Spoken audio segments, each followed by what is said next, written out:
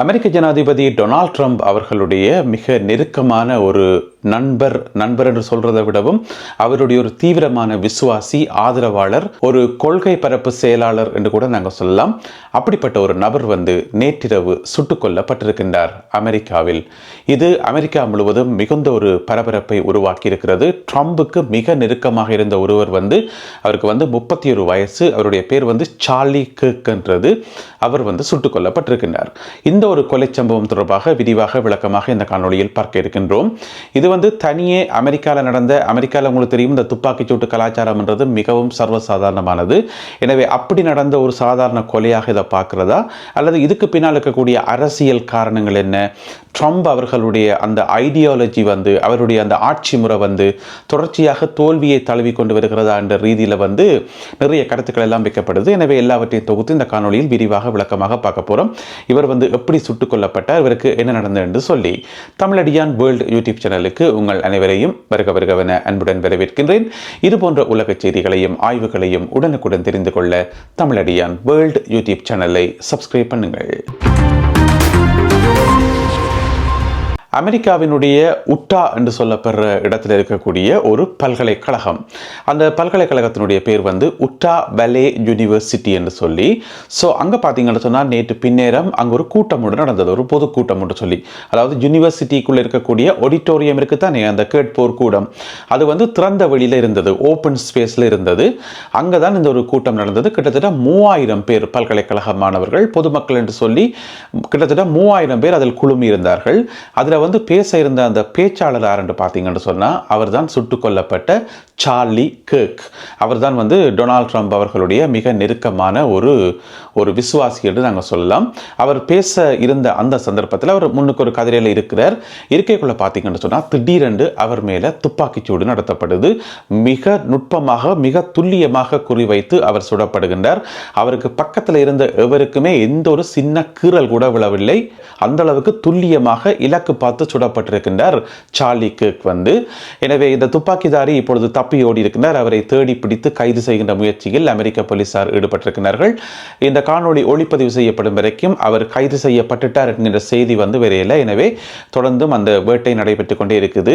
இதுக்கிடையில் இந்த துப்பாக்கிச்சூடு எப்படி நடைபெற்றது என்பது சம்பந்தமாக ஒரு சில காணொளிகள், உத்தியோகப்பற்ற காணொளிகள் சமூக வலைதளங்களில் பரவி கொண்டிருக்குது. இன்னுமே உறுதிப்படுத்தப்படவில்லை இவர் தான் துப்பாக்கிதாரி அல்லது இங்கே தான் சுடப்பட்டு சொல்லி.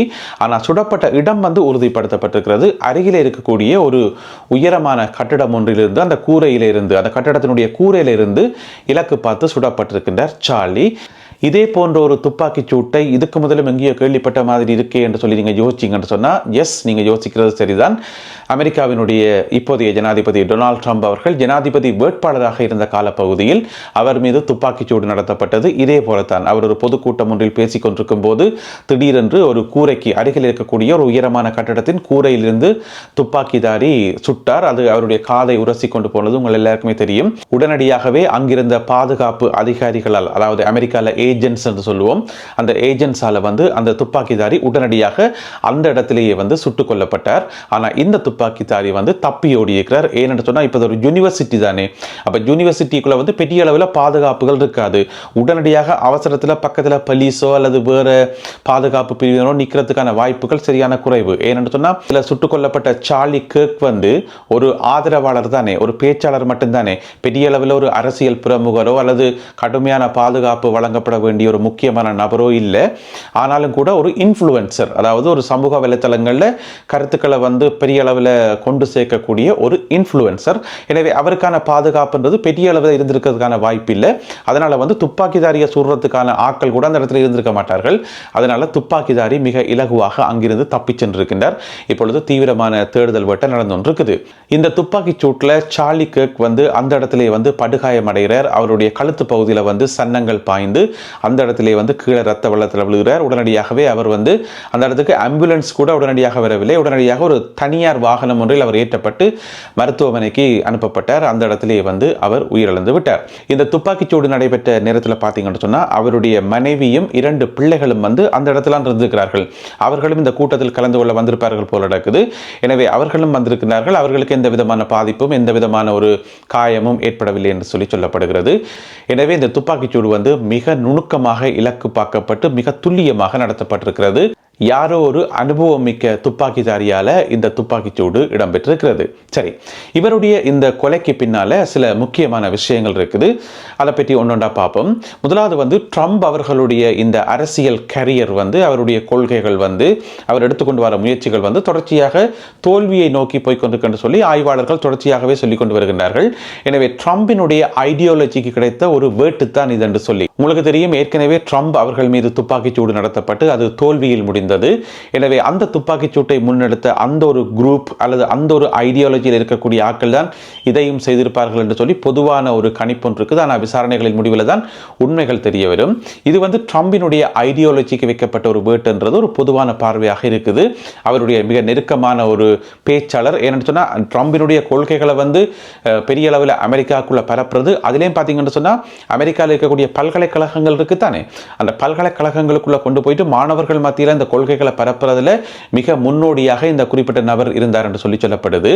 ஏனென்று சொன்னால் இவருக்கு 18 வயசாக இருக்கும்போது, அதாவது 2012ஆம் ஆண்டு இவருக்கு 18 வயசாக இருக்கும்போது இவர் டேர்னிங் பாயிண்ட் என்று சொல்லி ஒரு அமைப்பொன்றை உருவாக்குறார். அது ஒரு மாணவர் அமைப்பு என்று சொல்லலாம். அந்த ஒரு அமைப்பை உருவாக்கி அதனூடாக அமெரிக்காவில் இருக்கக்கூடிய எல்லா யூனிவர்சிட்டிஸுக்கும் போய் ட்ரம்பினுடைய கொள்கைகளை இவர் பரப்பி கொண்டு வந்தார் என்று சொல்லி சொல்லப்படுகிறது. எனவே ட்ரம்பினுடைய ஒரு முழு நேர பேச்சாளர் என்று சொல்லி நாங்கள் சொல்லலாம். எனவே இவர் சுட்டுக் கொல்லப்பட்டது ட்ரம்பினுடைய ஐடியாலஜிக்கு, அதாவது அமெரிக்காவில் தோல்வி அடைந்து வருகின்ற ட்ரம்பினுடைய ஐடியாலஜிக்கு விழுந்த ஒரு துப்பாக்கி சூடு என்று சொல்லி சொல்லப்படுகிறது. அது ஒரு பக்க காரணம். இன்னும் ஒரு காரணம் ஒன்று இருக்குது. உங்களுக்கு தெரியும், அமெரிக்காவில் இருக்கக்கூடிய இந்த கன் கல்ச்சர், அதாவது துப்பாக்கி கலாச்சாரம். உங்களுக்கு தெரியும், எங்கட ஊர்களில் ஒரு மரக்கறி சந்தையில் இப்படி மரக்கறிகள் எல்லாம் அடுக்கி வைக்கப்பட்டிருக்குமோ அதே போல தான் அமெரிக்காவில் துப்பாக்கி என்றது வீட்டுக்கு வீடு துப்பாக்கி இருக்குது. பெரும்பாலும் எல்லோருடைய கைகளிலும் இந்த துப்பாக்கி இருக்குது. அமெரிக்காவில் துப்பாக்கி கலாச்சாரம் என்றது அமெரிக்காவினுடைய கலாச்சாரத்தின் ஒரு பகுதி, ஒரு முக்கிய பகுதி. இப்போ ஒருத்தர்கிட்ட துப்பாக்கி இல்லைன்னு சொன்னா கொஞ்சம் மரியாதை குறைவு மாதிரி, அல்லது ஒருத்தர் நல்ல பவர்ஃபுல்லான கன் வச்சிருந்தா அவர் ஒரு பெரிய ஜமீன்தார் மாதிரி, அந்த மாதிரி. எனவே அந்த அது ஒரு அடையாளம், அது ஒரு கலாச்சாரத்தினுடைய ஒரு பகுதி. அமெரிக்காவினுடைய அரசியல் அமைப்பு இருக்குத்தானே, கான்ஸ்டிடியூஷன், அதனுடைய 2வது அமெண்ட்மென்ட் என்று சொல்றது, 2வது திருத்த சட்டம் என்று சொல்லி, அந்த 2வது திருத்த சட்டமே இதை பற்றி தான் கதைக்குது. கன் கலாச்சாரத்தை பற்றி தான் கதைக்குது. ஒவ்வொரு அமெரிக்கனும் கன் வச்சுக்கிறத அது எலோ பண்ணுது.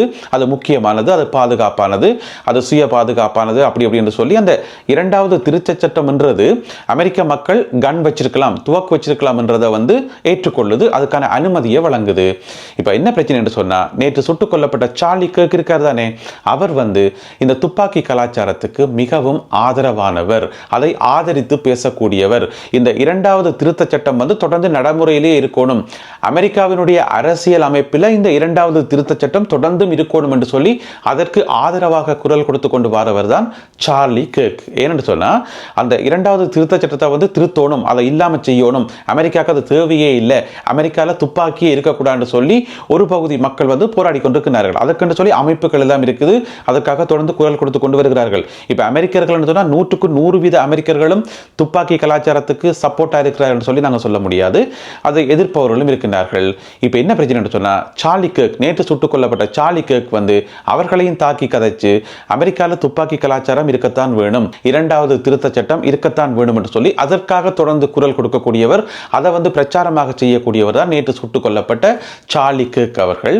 அது மட்டும் இல்லாமல் இவர் இன்னும் ஒரு முக்கியமான வசனம் ஒன்று சொல்லியிருக்கார். என்னென்று சொன்னா, இந்த 2வது திருத்த சட்டத்தை பாதுகாக்கிறதுக்காக, அதை அரசியலமைப்பில் பாதுகாக்கிறதுக்காக ஒவ்வொரு வருஷமும் இந்த துப்பாக்கி சூட்டால நாங்கள் ஒரு சில உயிர்களை இழந்தா கூட அது வேர்த்தான், அது பிரியோசனம் தான்.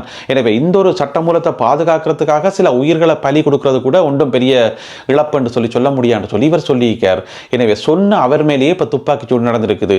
எதை ஆதரித்து பேசினாரோ, எந்த துப்பாக்கி கலாச்சாரத்துக்கு ஆதரவாக இருந்தாரோ அதே துப்பாக்கி கலாச்சாரத்தால் அவர் பலி எடுக்கப்பட்டிருக்கிறார்.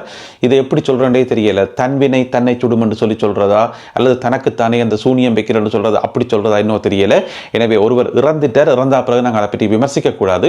இருந்த போதிலும் கூட அவருடைய ஐடியாலஜியே அவருக்கு எமனாக மாறி இருக்கின்றதான் இங்க நாங்கள் விளங்கிக் கொள்ளக்கூடிய முக்கியமான விஷயமாக இருக்குது.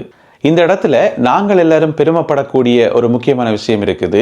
தெய்வாதீனமாக எங்களுடைய நாடுகளில், அது இலங்கையாக இருக்கலாம், இந்தியாவாக இருக்கலாம், தெய்வாதீனமாக எங்களுடைய நாடுகளில் வந்து இந்த துப்பாக்கி கலாச்சாரம் இல்லை.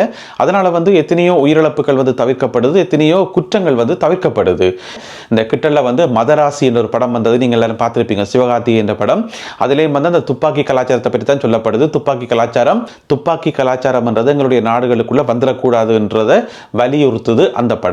எனவே அமெரிக்காவில் ஏன் இன்னும் அந்த துப்பாக்கி கலாச்சாரத்தை விடாமல் அதை பின்பற்றி கொண்டு எல்லாற்ற கையிலையும் துவக்குகளை கொடுத்து கொண்டு அதை ஒரு பெருமையை அணைச்சு கொண்டு துவக்கு வச்சுக்கிறத ஒரு பெருமையை அணைச்சு கொண்டு எனக்கு விளங்கவே இல்லை. அதால் வந்து ஒவ்வொரு வருஷமுமே வந்து நிறைய பேர் கொல்லப்படுகின்றார்கள். இப்போ நேற்று கொல்லப்பட்டவர் வந்து ட்ரம்பினுடைய மிக நெருக்கமான ஒருவர் ரெண்டபடியாக நாங்கள் அதை பற்றி கதைக்கிறோம், உலகமே அதை பற்றி கதைக்குது, அது பிரேக்கிங் நியூஸ் ஆகுது. ஆனால் நியூஸில் வராமல், பிரேக்கிங் நியூஸ் ஆகாமல் எத்தனையோ சம்பவங்கள் நடந்து கொண்டு தான் இருக்குது. எனவே நேற்று நடைபெற்ற இந்த துப்பாக்கிச் சூட்டு சம்பவம் தொடர்பாக மேலதிக தகவல்கள் கிடைக்கின்ற போது அதனை இன்னும் ஒரு காணொளியில் பார்க்கலாம். இந்த கொலையாளி வந்து தொடர்ச்சியாக தேடப்பட்டு வருகின்றார். இந்த கொலைக்கான காரணமும் இன்னமும் கண்டுபிடிக்கப்படவில்லை. மீண்டும் மற்றும் ஒரு காணொளியில் உங்களை சந்திக்கின்றேன். அதுவரை நன்றி, வணக்கம்.